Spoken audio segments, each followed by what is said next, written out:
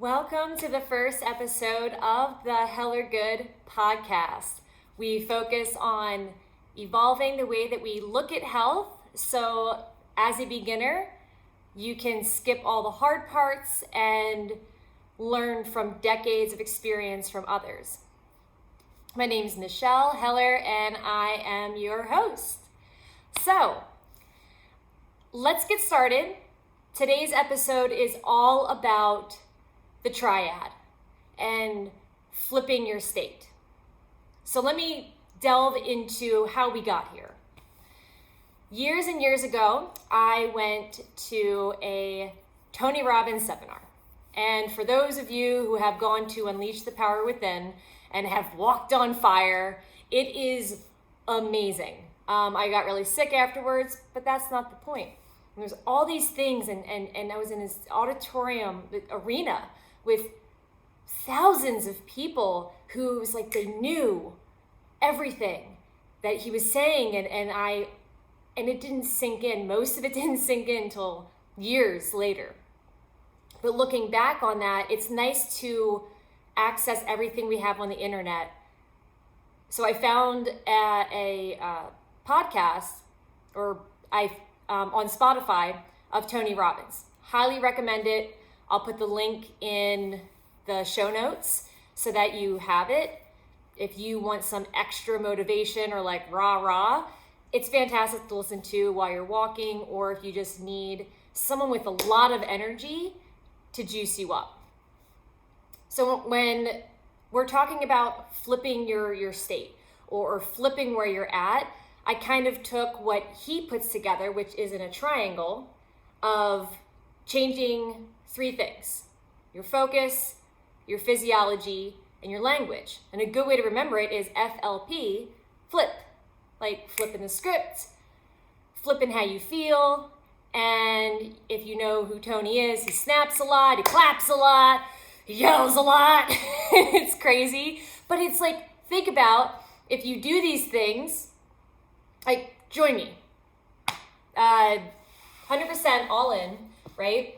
And you say, okay, I'm gonna change the way I talk. I'll change my body. I guess I'll put my shoulders back a little.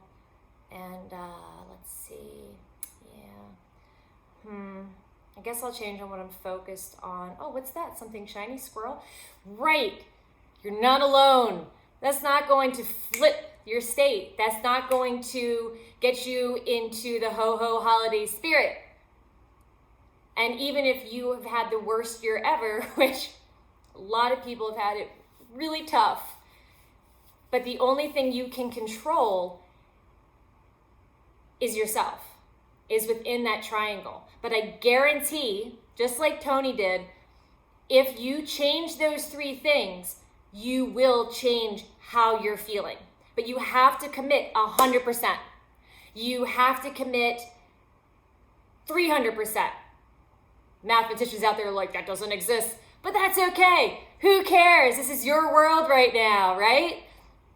I was listening to Lizzo, who, if you don't know her, the girl's got some juice. And she's not afraid to put it out there. Case in point, one thing to change your state is to put on a jam that you feel so hard.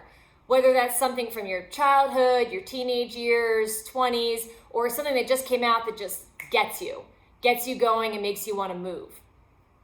So in my case, that has been Lizzo. And so I'm going to play part of Juice for you. And if you want to join me in changing your physiology and getting moving, feel free to.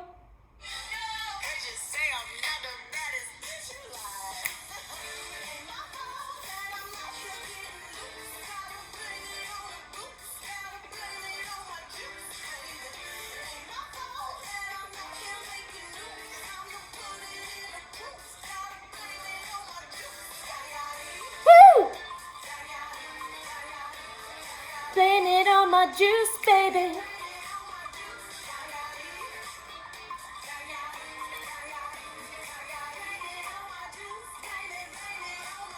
Woo! See?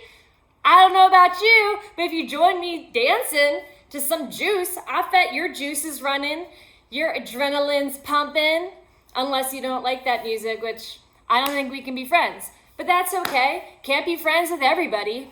So that's one thing, how to change your physiology. If you don't like dancing or you have no rhythm, it's all right too. Put your shoulders back, deep belly breathing, which I teach a lot in yoga, putting your hands on your belly and feeling the air fill your lungs. A lot of times we breathe shallow. So we're like, shoulders are hunched forward. Like if you're sitting on the couch, you're like, why does my life suck? Well, you don't know.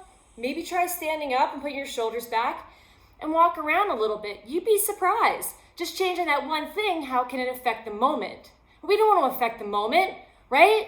We want to affect everything. We want to affect the day. We don't want to just affect the day and ourselves. We want to affect the people around us. Because when you change your frequency of vibration, when you change your state, when you flip it, it changes everything around you. You have so much power. It's all within. And everything else will go over as this podcast progresses. It's all going to be based off of that foundation of you. Because what works for someone else to change their physiology might not work for you and vice versa, but changing it is going to change your state. So the other thing, so besides physiology, you want to change your language. Saying things like definitives of always or never. Like, no one ever picks me. I'm not good at sports. I do sports. I'm kidding. I don't do sports. T-shirts to come. Link in bio or link in my show notes, you'll see. But as far as like the way that you talk to yourself is like, this always happens to me, or this never happens for me, or whatever it is, you are creating your own script. And if you really sit and think about it, nothing actually ever always happens or never happens. Maybe frequently or what have you, but try just changing your language. And a really great tip that I got from Tony, and a lot of it is silly stuff that might not resonate with you, but you'd be surprised if you try it. He'll say things like, every day in every way, I'm getting stronger. You know, and I've tried that when I went hiking, and then I couldn't breathe, and I was like, every day, every way I'm getting stronger. And I was like, my body's not believing what I'm saying. But you need practice. If you do it once and it doesn't work out, doesn't mean that it doesn't work.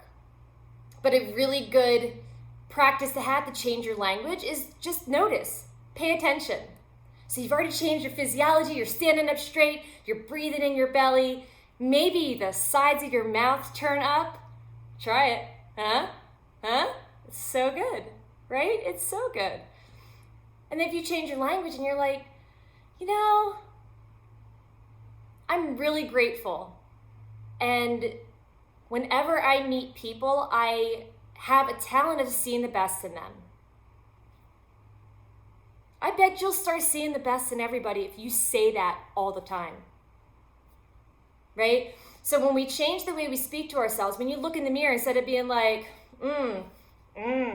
why this? I remember when these were up here, for those of you just listening and not looking, I'm pointing to my boobs and pretending they were up higher. I don't have to pretend, they were at some point. But none of that matters. It's like if you look at yourself and you try to imagine looking at yourself the way that someone who really loves you would look at you and what they would say to you. So if you're having a crappy day, or even if you're having a great day, your language matters and can flip your state. And of course, the last thing in the triad of flipping, we've worked backwards, is your focus. And you'll hear me saying this a lot when I'm teaching yoga. Where your focus goes, your energy flows. But I might say it like this, where your focus goes, your energy flows. I'm kidding. I talk like this all the time. But it's so true. I read that in Rich Dad, Poor Dad. Great book, by the way. Highly recommend it. You hear this a lot from a lot of thought leaders. And the reason it gets repeated is because it makes sense. Energy in motion is emotion. Energy in motion is emotion. And when your focus goes, that energy flows, right? So if we've changed the way that we're standing and moving, how we're breathing, if we've changed the way that we're talking, not just to ourselves, but to others, and focus on more positive things. Obviously, if your house is on fire, don't be like, oh, it's so warm, I love it. You know, but maybe along the lines of, at least my loved ones are safe. Like that sort of positivity. But your focus, this is where most of us in today's day and age get sideswiped. Because we're looking at our phones, and then we get a notification over here, and then our iPad is going bling, and then maybe if you still have a home phone, that's ringing, and if people still come to your door and knock on it, that doesn't happen to me, but if it happens to you, like, there's a million things happening, and then you're thinking about what you have to get done later, what happened yesterday, a conversation you had. I mean, the list goes on and on. I'm sure you can relate. I know my mind works a mile a minute, but what's a really beautiful thing is if you take a few deep breaths and you really focus on what you want to feel, on where you want to be, and you don't just do it once, but you do it every day, even if it's just for 5 minutes in the morning, first thing. Wake up in the morning, okay, my focus on, like, if long-term goals are overwhelming to you, which they definitely are to me, I get a lot of anxiety and then I don't do anything. But when you focus on what am I going to accomplish today? And even if that's too much, write down the night before. I started doing that on a whiteboard that I can erase, of just things that are going to move the needle forward for me the next day. So, case in point, for my business. You know, I want to make sure I'm connecting with the people who are already members. I want to make sure that I'm putting myself out there. And of course, the fun admin stuff. But, you know, I also write down my relationship. What do I want out of my relationship? I'll write things like, write Morgan, that's my other half, write him a love letter. I'll just write honesty. 10 hugs, whatever it is, personal growth, you know. So when you have these things that you're focused on, but they're very specific, like, the more specific your focus is, the quicker you will get to that point. So a good example is, I know Christmas is coming up, and it's been really tough for a lot of us. A lot of us have lost our jobs. A lot of us aren't bringing anything in, and we feel devastated to not be able to give to loved ones. But why do you give to loved ones? If you focus on why you do it, it's because you love them and you want them to know that you care for them, that you are thinking of them. So maybe list down some other ways that you can do that. So here's a fun exercise for you. And we'll keep the holidays in mind. So the flipping your state, FLP, focus, language, physiology, okay? And it just keeps going in a wonderful triad. So my focus is making this the best and most memorable Christmas for my loved ones, near and dear to my heart. And my language around that is, even though I may not have a lot to give materialistically, I have a lot to give from my heart. And I have a lot of talents with my hands. I can make things. And even just sending a card that's handwritten, that might mean a lot to someone. And my physiology, when I'm making this decision, I'm walking around and maybe listening to some music, or maybe just outside and I'm breathing. But I promise you, if you're trying to figure out what to do for people for Christmas, the right answer will come if you change those 3 things.